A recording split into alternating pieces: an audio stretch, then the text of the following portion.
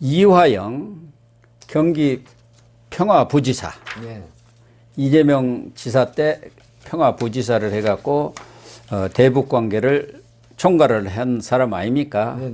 쌍방울로부터 대북 경제 협력 사업을 지원해 주겠다는 대가로 수억 원에, 뭐 3억 원대 네. 뇌물을 받은 혐의로 구속되어 있는데, 오늘 검찰이 그러니까 21일 기소를 했습니다. 그런데 이 뇌물 혐의뿐만 아니라 대북 불법 송금, 네. 이 부분도 추가해서 기소를 했거든요. 네네. 추가 기소. 네. 그런데 이화영이는 지금까지는 여러 차례 김성태하고도 대질신문을 했고, 안부수라든가 아태협 회장, 네, 그런 사람과도 대질신문을 했는데 묵비권을 행사하든가 거의 모르쇠로 일관해 온 것 아닙니까? 자기는 관여한 바 없다. 네. 쌍방울은 쌍방울대로 북한 사업 추진하려고 돈 준 거고, 우리는 경기도는 경기도대로 했다, 그 얘기 아닙니까? 그런데 지금 이렇게 기소를 한 거 보면은 검찰에서는 그렇게 보지를 않은 거 아니겠습니까? 그렇습니다. 예, 저는 그 나오는 뉴스 중에 그 수원에서 이제 대질신문 할 때 그 쌍방울 전 회장 김성태 전 회장과 10여 년의 친분이 있지 않습니까? 형님 동생으로 알려져 있는 걸 그렇게 보면. 되어 있죠. 그런데 이제 이화영 경기도 전 평화부지사가 쌍방울 김성태 전 회장에게 회장님 하면서 그러니까 김성태 전 회장이 아니 형님 왜 그러십니까? 우리 식구들 다 죽이려고 그러니까 뭐 이런 얘기가 굉장히 지금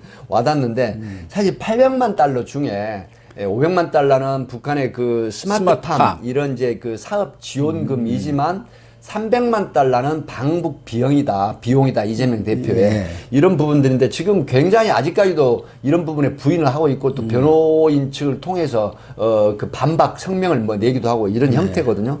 그럼에도 불구하고 검찰은 기소를 한 거는 여러 가지 정황 증거들이라든가 이런 어떤 그 김성태 전 회장뿐만 아니라 관계자들 진술에 의해서 이거는 충분히 방북 비용으로 대납을 한 것이다 라고 이렇게 보고 이 기소를 한 것인데, 저는 이화영 전 경기도 평화부지사가 과연 언제까지 이렇게 진실을 묻어두고 이 부인만 하면서 이런 형태로 대응을 할 것인지, 이런 부분들이 상당히 지금 보는 모습으로 봐서 좀 걱정이 됩니다. 김성태 전 회장도 사실상 이화영의 권유로 대북 사업을 추진을 했고, 그렇죠. 자기가 삼성이나 LG같이 큰 기업도 아닌데 북한이 뭘 보고 우리하고 교류 협력 그런 사업을 하려고 했겠냐. 결국 경기도라는 그렇죠. 뒷받침이 큰 그 백이 있으니까, 뒷배가 있으니까 했을 것 아니냐, 이런 얘기가 설득력이 있는 것 아니겠습니까? 더군다나 그 2019년 1월 17일 뭐 신문에도 다 나왔습니다만은 그 만찬하는 데서 송명철이랑 거기 다 앉아 있었지 않습니까? 거기에 이화영이도 거기 앉아 있고, 김성태도 있고, 안부수도 있고, 이미 사진에 다 보도가 됐죠. 다 보도됐는데도 불구하고 그때 뭐 본인은 뒤늦게 뭐 거기서 협약식 한다고 해서 가서 참석했습니다, 그렇게 지금 발뺌을 하고 있는데, 그런데 그때 중국을 갈 때도 김성태랑 이화영이랑 같은 비행기 타고 가고, 거기 있는 그 숙소. 숙소에 그 당시 그쪽에 쌍방울에 그 있는 직원이 아침부터 저녁까지 수발을 했죠. 배내인가 그 큰 차에다 계속 같이 태우고 다녔다는 거 아닙니까? 수발을 했습니다. 그게 다 나오는데도 지금 오리발을 내밀고 그래서 있어요. 이제 그 기소를 한 거는 검찰이 그 상당히 자신감을 가지고 공소장을 내고 기소를 했거든요. 그래서 이 재판을 통해서 요즘은 직접 증거가 아닌 정황 증거라도 상당히 인용을 많이 하는 그 추세입니다. 하기 때문에 과연 1심의 그 향배가 어떻게 될지 모르겠지만, 이게 이제 여러 가지 형태로 뭐 직접적인 증거가 없다라고 하지만 북한 측으로부터 받은 증서도 있지 않습니까? 근데 이런 부분들이라든가 이 정황 증거가 상당히 다량 있기 때문에 아마 1심에서 어떻게 판단하고 심리를 하고 결정을 할지는 모르겠지만은, 이런 정황 증거들이 받아들여진다라고 하면 1심에서 유죄 가능성도 결코 배제하지 못한다, 이렇게 봅니다. 특히 이 이화영이는 부지사 아닙니까? 네네. 그러면은 중국에 출장을 간다든가, 또 대북 어떤 사업을 쌍방울과 같이 한다든가, 또 쌍방울로 지원을 받아가지고 아태해 보고 북한하고 그 교류 협력 사업에 하는데 파주에서 한 번 있었고, 그렇죠. 또 필리핀에서 있었잖아요. 있었죠. 그 쌍방울이 다 돈을 도와준 것 아닙니까? 돈을 댄 거란 말이에요. 네. 그런 문제들을 이화영 혼자 결정할 수 있는 건 아니지 않습니까? 네. 그러면 이재명 지사한테 당연히 보고를 하고 결제 승인을 받아서 일을 추진했을 것이고, 특히 이 300만 불 방북 비용으로 방북 비용으로 대납한 거, 네. 이런 부분들을 고려한다 한다면은 이재명 대표에 대해서도 공모 내지는 제3자 뇌물 혐의를 적용할 수 있는 거 아닌가요? 그렇습니다. 그러니까 지금 가장 이제 우리가 흔히 말하는 그 스모킹 건이라고 하지 않습니까? 네. 증거는 이제 직접 증거가 현재는 결정적으로 직접 증거는 없다라고 하는 부분은 어떤 거냐면요. 이화영 경기도전 평화부지사가 직접적인 언급을 안 하고 있는 거죠. 네. 이런 부분이 있지만 그럼에도 불구하고 여러 가지 정황 증거들이 이제 인용이 되는 수가 있거든요. 하기 때문에 뭐 우리가 보통 보면 살인사건 같은 경우에 시신 없는 살인사건을 하는데 그게 재판에서 유죄, 대법원에서도 유죄까지 받아요. 뭐 예를 들어서 그 살인 대상자를 물색을 해가지고 결국은 살해를 하고 나서 이제 뭐 여러 가지 형태의 이익을 취하거나 재산적인 경제적인 이익을 취하거나 아니면 보험을 뭐 대리 보험을 수령을 한다라고 하는 부분이 있거든요. 그리고 그 시신은 못 찾아요. 그럼에도 불구하고 정황 증거로 유죄 결정을 하는 경우가 꽤 있습니다. 예. 하기 때문에 지금 이재명 대표 말씀하셨던 것처럼 평화부지사의 어떤 자기가 도지사가 아니잖아요. 근데 독자적으로 이런 것들을 수행을 하고 과연 필리핀이나 중국을 방문하고 그다음에 또 전화를 바꿔주기도 했다는 거 아니겠습니까? 예, 그러니까요. 이런 부분들이 결국은 법정에서 심리를 하면서 받아들여질 가능성이 있기 때문에 계속 묵비고 내지는 부인을 한다고 하더라도 과연 이게 어느 정도 효력을 발휘할지는 현재로서는 미지수다 이렇게 봅니다. 특히 그 300만 불 이재명 대표 방북 비용 대납한 것, 당신은 이제 경기지사입니다만은 그것은 쌍방으로 대북 경제 협력 대가로 경기도를 대신해서 스마트 사업비 도지사 방북 비용을 대납했다 한다면은 네. 그게 이재명 당시 경기지사 입장에서는 그렇죠. 제3자 뇌물죄가 되는 거 아닙니까? 예, 이재명 경기도지사는 이제 그 제3자 뇌물죄 혐의가 왜 짓냐면은 이게 이제 어떤 대가성을 가지고 제3의 형태를 통해서 직접적인 수령을 하지 않더라도 예. 그런 이익이 수반된다고 하면 이 부분이 제3자 뇌물죄로 처벌을 하거든요. 예. 이런 측면에서 문제는 관건이 뭐냐면 기소하는 내용대로 이재명 대표와 공모관계 이게 지금 드러나야 됩니다. 예. 근데 이제 현재는 정황 증거밖에 없고 이화영 경기도전 평화부지사의 그 어떤 진실된 진술이 없고 묵비권이라든가 부정을 하고 있거든요. 근데 이런 부분을 검찰이 어떻게 대응을 해서 이게 과연 공모관계가 있을 것인가. 그래서 방북비용 300만 원이 이재명 대표의 이한 그런 걸로 인정이 된다고 하면 제3자 뇌물로 유죄를 받을 수도 있다. 이렇게 보는 거죠. 그리고 이 800만 불 이거는 뭐 쌍방울의 임직원들을 동원해 가지고 네. 쪼개기 그 쪼개기. 외압 일반출입니다. 그게. 아니면은 해외에서 환치기를 해 네, 가지고 환치기죠. 외국간 관리법 위반으로. 북한한테 북한 측에 전달했다는 것 아닙니까? 그런데 그것에 대해서 어떻게 전달했는지 그렇게 말은 있었지만 구체적으로 이것이 증언이 안 나왔는데 20일 날 그 수원 지법에서 있었던 재판에 재판에서. 그 내용이 아주 상세하게 공개가 된 것이죠. 그러니까 안부수 아태엽 회장이 5억 원을 북한한테 넘겨주는 그 내용들이 그 현장이 거기에 있었던 그 직원이 상세하게 증언을 한 거라고 봐야죠.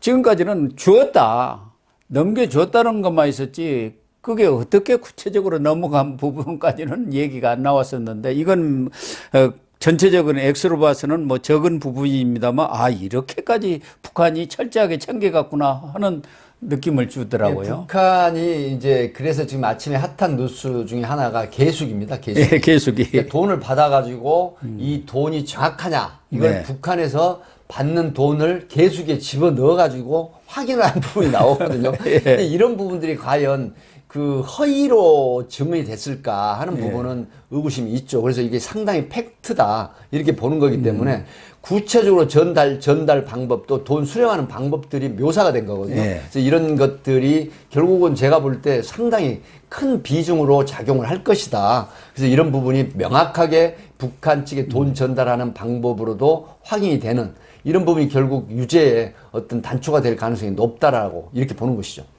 그러니까 돈을 넘겨주는데 그 180만 유안을 환치게 하면서 짜투리로 한 8천 유안이 있었던 모양이에요. 네네. 그러니까 안부수 회장이 그 짜투리는 치우고 180 유안만 넘겨줘야 했는데 그걸 딱 이 집회 개수기로 확인을 하고는 세가지고. 짜투리가 부족한데 돈이 모자란다고. 조금 모자란다 하니까 그것까지 다 가져갔다는 거 아닙니까? 받아서 가져간 겁니다. 그러면서 금액은 딱 맞아야 합니다. 이랬다는 거 아닙니까?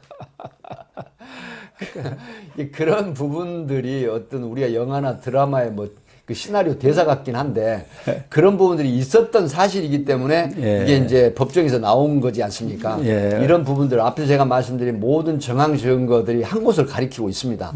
하기 때문에 중간에 걸림돌이 있다 하더라도 요즘 그 법원의 추세가 정황 증거를 모두 인정하는 추세가 늘고 있기 때문에 이런 1심의 그 재판 결과가 향후에 주목이 상당히 되고 있습니다. 그래서 이 안부수 아태엽 회장에 대한 재판 결과는 물론이고 오늘 기소된 이화영 전 평화부지사의 재판 이 내용에 따라서는 검찰이 아무래도 이재명 대표를 소환 조사를 하지 않을 수가 없는 것 같아요. 그래서 지금 알려지기로는 4월 초쯤 수원지검에서 이 대표를 소환한다는 거예요. 출석을 요구해가지고 쌍방울 관련해서 물어야 할 거 아닙니까?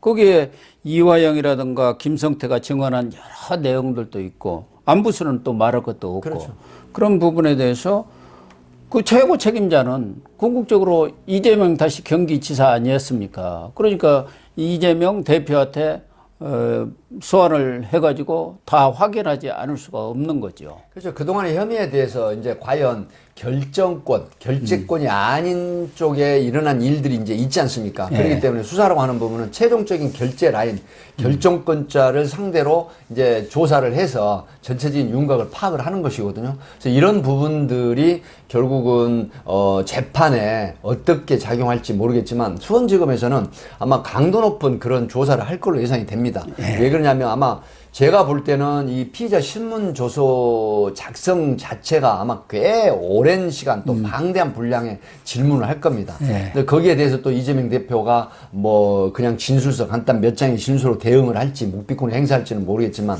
이런 부분들이 결코 유리하게 작용만은 하지 않거든요. 그래서 이런 부분들의 향후 대응 이런 것도 한번 그 지켜볼 만한 그런 것 같습니다. 그러니까 이화영 부지사는 지금까지 진술 거부하든가 모르쇠로 일관하고 있고요. 관계없다 하지만 김성태 전 쌍방울 회장이 지금 다 자백을 하고 있지 않습니까? 그동안 부인해 오다가 귀국해서는 다 자백을 하고 있고 그렇기 때문에 이재명 대표에 대해서도 지금 이제 대장동 기소가 됐지 않습니까? 그러면은 그 다음에 들어갈 수 있는 게 이제 쌍방울 기소란 말이에요. 쌍방울에 대해서 구속영장을 청구를 할 가능성이 많죠. 그러면은 그게 또, 이 국회로 넘어와서 체포동의안이 넘어올 것 아니겠습니까? 그래서 두 번 타자는 쌍방울이라는 거죠. 결국 김성태가 마음을 바꾸면서 다 진술을 털어놓으면서 이재명을 잡는 그런 결과가 되지 않겠나는 게 대체적인 관측인 것 같아요. 현재도 그 쌍방울 김성태 전 회장의 진술이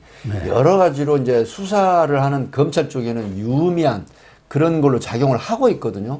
그래서 그 김성태 쌍방울 전 회장의 진술로 인한 관련 증언들을 모두 참고인으로 이제 지금 받았지 않습니까? 이런 부분들이 퍼즐 맞추기식으로 모아진다고 하면 이화영 전 경기도 평화부지사가 부인을 한다고 하더라도 이게 법원에서는 상당히 인용되기가 어려운 걸로 이렇게 지금 보이거든요.